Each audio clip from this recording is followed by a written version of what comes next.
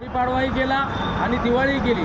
सरकारने केवळ लाडक्या बहिणीवर लक्ष केंद्रित केलं आहे. लाडक्या बहिणीची सुद्धा संख्या कमी करण्यात आणि इकडचा निधी तिकडचा वळवण्यामध्ये महाराष्ट्र राज्यातील 1,60,00,000 ही संख्या आनंदाचा शिधा मिळणाऱ्या लोकांची आहे.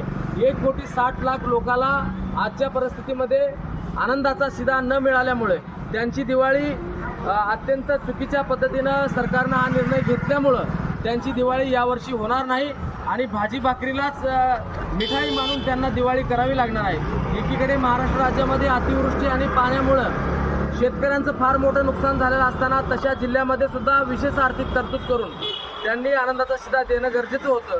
परंतु सरकार केवळ निवडणुकीपुरतं भूमिका घेते आणि इतर वेळेला काय मिळत नाही. म्हणून आम्ही सर्वजण आनंदाच्या शिधा मागणीबाबत आणि ती पूर्ववत चालू करण्याबाबत आमच्या सर्वांची भूमिका आज कष्टकरी संघर्ष महासंघातर्फे करीत आहोत.